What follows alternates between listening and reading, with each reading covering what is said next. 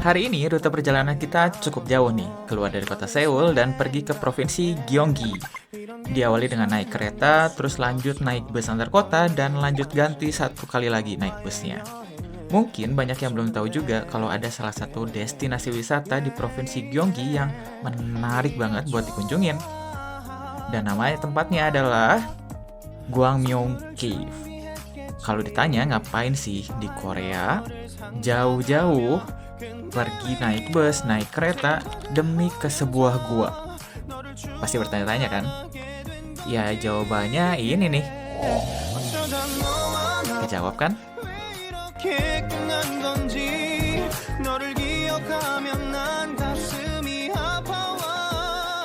Gwangmyeong Cave dibuka sebagai gua destinasi wisata dari tahun 2011. Hingga saat ini, Gwangmyeong Cave punya macam-macam exhibit, mulai dari instalasi lampu, akuarium, bahkan underground winery. Gwangmyeong Cave ini tuh sebetulnya adalah peninggalan sejarah di masa kolonial Jepang di Korea Selatan dulu.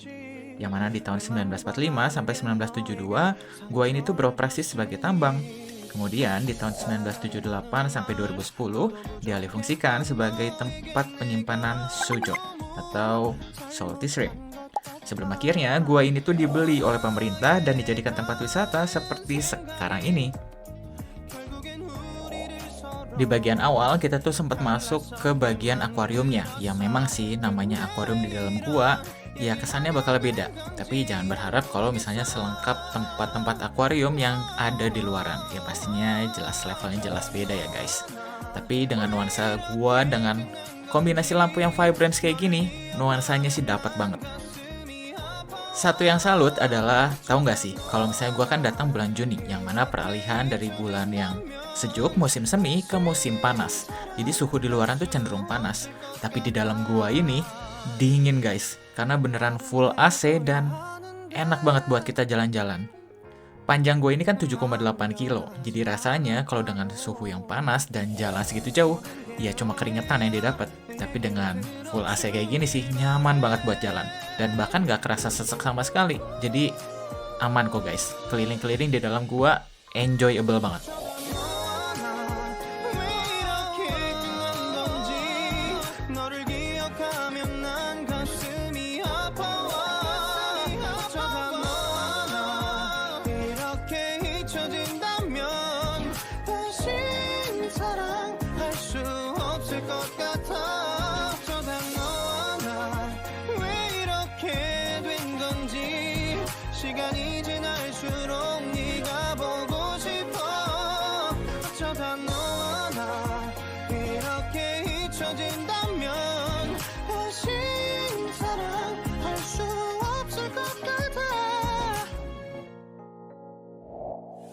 Buat kalian yang nanyain tentang keamanan guanya, kayak yang dilihat di video ya, kalau misalnya ada penyangga dari kawat-kawat baja di bagian langit-langit dan dinding guanya, jadi rasanya pihak pengelola juga cukup serius nanganin masalah keselamatan untuk guanya sendiri.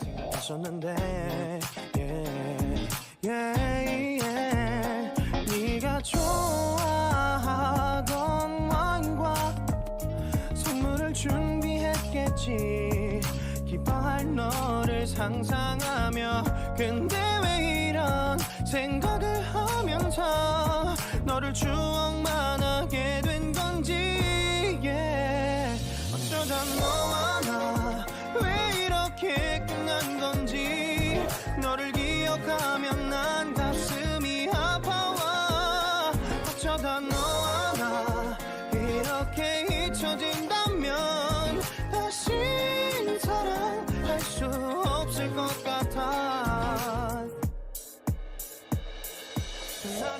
By the way, pada notice nggak sih kalau dari beberapa instalasi patungnya kan kelihatan kayak emas atau tembaga gitu ya. Ini jelas bukan emas ya guys, tapi tembaga. Ini tuh filosofinya dari zaman dulunya yang mana si guanya kan dipakai sebagai tambang. Nah, dari hasil tambangnya yang dinotabene sebagai emas, itu tuh diwujudkan dalam bentuk patung-patung dan instalasi-instalasi kayak tadi tuh yang dibentuk dari perunggu. Nah, ada juga nih bagian perjalanan dari si guanya, dari waktu ke waktu dan sejarah perkembangan si guanya yang dibentuk dalam diorama kayak gini nih. Menarik banget sih buat dibaca. Dan bahkan masih ada nih gerobak yang asli dari tahun dulu dipakainya.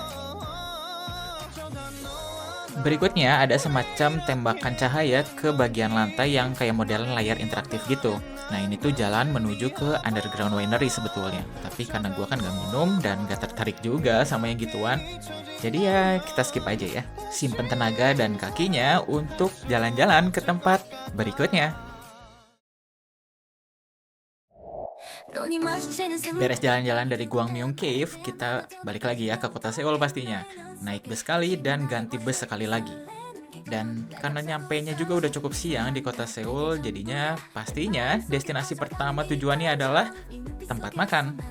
Dan kali ini untuk makanan pembuka di hari ini, pilihannya adalah Aori Ramen. Buat yang udah familiar sama ramen-ramenan Jepang, pasti tahu lah ya yang namanya Ichiran Ramen. Nah, kalau buat cari tahu di internet, ini tuh mirip lah sama Ichiran Ramen. Tapi coba deh kita bandingin ya, kira-kira lebih enak Ichiran atau Aori Ramen. Yang bikin gua kaget adalah dari vibes dan nuansanya, ini ternyata Jepang ya, dan bahkan Aori sendiri kan ya familiar sama nama Jepang ya. Untuk makan siang kali ini, karena berdua jadi pesan 2 buah ramen, terus ada 1 topping chashu, sama 1 lagi tuh kayak semacam rice bowl gitu yang mana set dari si ramen ya. Kalau dari tampilan fisiknya sih menjanjikan ya guys. Tapi salah satu yang menarik adalah topping ininya nih guys. Ini enak banget sih, si kimchinya beneran. Dari segi rasa dan juga penampilan, ini sih nggak kalah ya sama Ichiran Ramen. Ya masalah preferensi aja sih menurut gua. Overall rating 4,5 dari 5 deh. Aori Ramen approve. Setelah perut kenyang, lanjut jalan lagi nih ke National Museum of Korea. Kalau misalnya kita harus berantem sama panasnya terik matahari kan males ya di luaran. Jadi kita melipir ke salah satu gedung yang mana merupakan rumah dari 310.000 koleksi relik, artefak, dan karya seni lainnya. Luasnya sendiri itu ada 295.551 meter persegi yang terbagi ke 3 buah lantai. Ini tuh benar-benar salah satu museum kebanggaan rakyat Korea Selatan. Di lantai 1 itu tuh ada Prehistory and Ancient History Gallery. Lantai 2-nya ada Donation Gallery yang mana isinya adalah kaligrafi dan painting gallery. Lantai 3-nya adalah Sculpture and Craft Gallery. Ya sebetulnya gue juga nggak begitu paham ya untuk masalah relik, artefak atau arkeologian. Buset ngomongnya susah kan. Ya gue datang sih untuk menikmati aja ya dari museum yang bisa dibilang cukup wah dan pastinya untuk foto-foto. Tapi kalau untuk dari sisi seni dan sejarahnya ya maaf skip aja lah ya guys. Ya nikmatin footage-nya aja lah ya.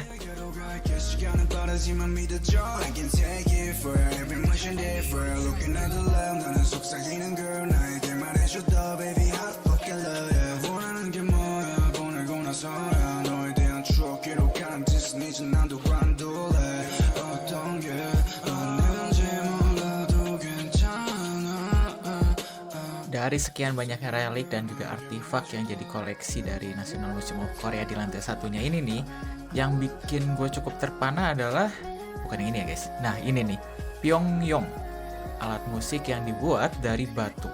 Cuma sayangnya nggak boleh dimainin dan ya sekedar pajangan aja. Ini bagian tengahnya juga cukup gokil dan ada toko souvenirnya juga.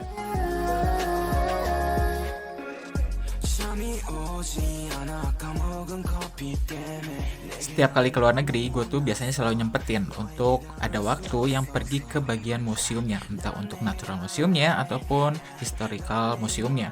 Ya sebenarnya untuk sebagai perbandingan aja sih dengan museum-museum yang ada di Indonesia.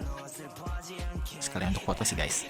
But anyway, ya kerasa lah ya perbedaannya kan antara level museum di Indonesia sama di luar negeri.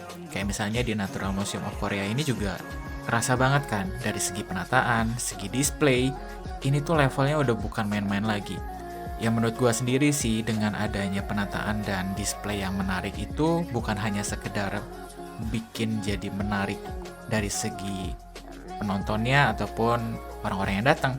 Tapi ini juga jadi memperlihatkan kalau memang bangsanya atau negara tersebut tuh menganggap segitu pentingnya relik dan artefak yang mana jadi bagian dari bukti sejarah si negaranya tersebut.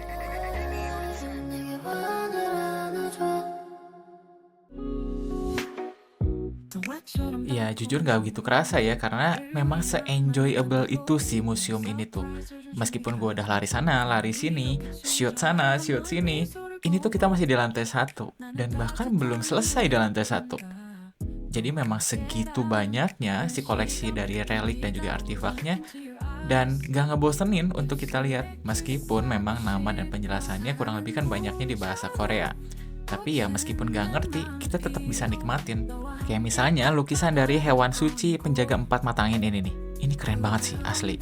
Selain dari koleksian relik dan artefak, ada juga ruangan-ruangan tertentu yang dibikin untuk nunjukin film-film, yang mana menceritakan tentang sejarah dari Korea sendiri.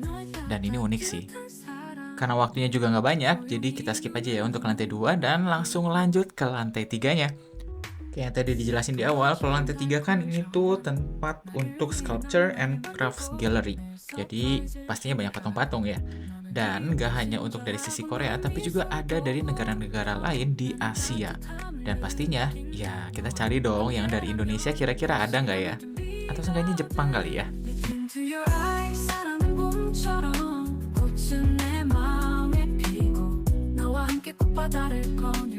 Hari udah semakin sore dan meskipun kelihatannya masih cerah guys, ini tuh sebetulnya sisa 1 jam sebelum waktunya tutup.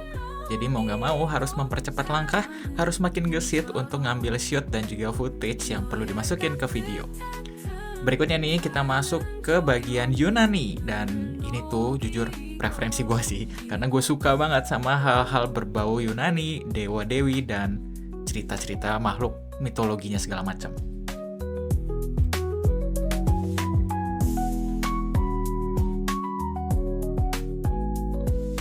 Lanjut dari Yunani, masuk ke wilayah Asia dan ketemu sama spot Jepang. Pastinya nggak akan lepas dari katana ya, karena sejarah samurai, terus juga ada... buat yang udah biasa nonton Hyakumonogatari Kaidankai, pasti tahu lah ya, topeng-topeng itu apa tuh? Ini ngapain nih? Kemudian lanjut ke bagian Asia Tenggara, dan sayangnya nggak ada spot untuk Indonesia sih. Jadi ya udahlah ya, nggak apa-apa, seenggaknya tadi udah ketemu Yunani dan Jepang, sudah cukup lah. Setelah beres pulang pun, cuaca masih bagus dan langit masih cerah. Jangan lupa foto-foto di luaran ya.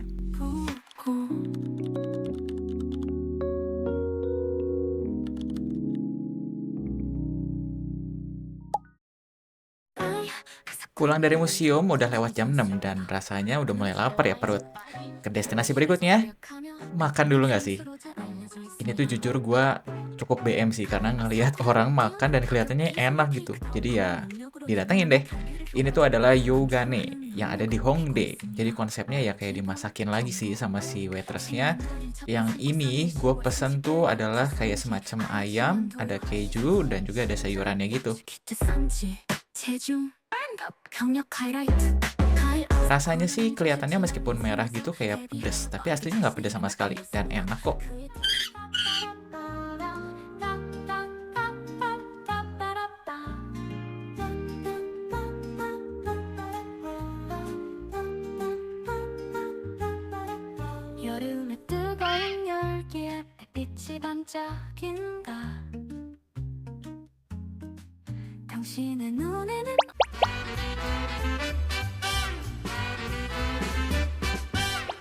Dari segi harga, rasa, Yogane oke sih. Bintang 4, cukup lah ya. Worth it kok. Menarik sih, menarik. Beres makan, masih lanjut keliling ke Hongdae, tapi ke bagian yang bukan pusat keramaian ya, jadi ke arah yang pinggiran rada sepi gitu. Tujuannya ngapain? Ya buat foto-foto estetik, tema night view gitu. Harapannya guys, tapi ya rungkat juga, karena entah kenapa ya, mungkin vibes-nya udah hilang atau memang gak dapat aja gitu si spot foto yang menarik waktu itu. Jadi ya udahlah ya, balik lagi ke alamnya kita nih, ke Hongdae yang ramai, ke pusat keramaiannya. Buat yang nggak tahu, Hongdae itu semacam tempat untuk para remaja Korea dan juga turis pastinya, ya datang untuk makan dan menikmati suasana malamnya. Kalau yang tahu nih, misalnya di TikTok atau di YouTube orang yang ada semacam orang-orang kayak grup band atau boy band yang belum debut, terus tampil kayak street show gitu. Nah, itu tuh adanya di Hongdae. Waktu gua datang, ini tuh ada grup cowok dan grup cewek gitu. Jadi mereka terpisah dan punya kerumunannya sendiri. Yang bahkan juga udah jual CD lagu dan karyanya mereka gitu.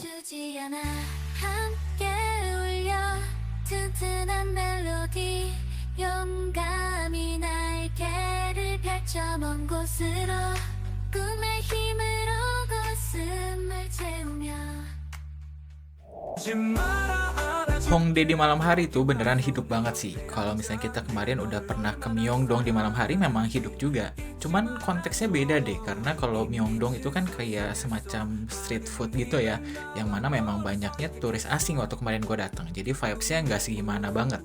Tapi kalau ini tuh beneran deh, dominasinya sama anak-anak muda dari Korea. Jadi vibes-nya ya lebih kerasa Koreanya gitu. Dan karena bingung mau makan apa, tadi habis makan juga kenyang, jalan-jalan ketemu Pop Mart nih. Ya, tau lah ya, blind box yang lagi happening banget kan di Indonesia dan bahkan di luar negeri juga cukup happening sih. Dari displaynya yang menarik ini sih cukup menggiurkan, tapi tetap harus sabar karena nggak boleh boros. Masih ada hari esok yang perlu kita siapin duitnya untuk jalan-jalan di tempat destinasi berikutnya. Bahaya, jangan bocor. Harus kuat, harus kuat. 사랑하는지 잊지 말아줘 이 미친 삶 속에서 하느님은 나와 너를 선택했어 Setelah berjuang dengan pergumulan hati, alah, lebay. Ya intinya akhirnya berhasil lah untuk menahan diri guys. Jadi hari ini cukup berhasil nih. Kita dapetin spot-spot yang menarik buat foto dan besok pastinya lebih menarik lagi. 하느님은 나와 너를 선택했어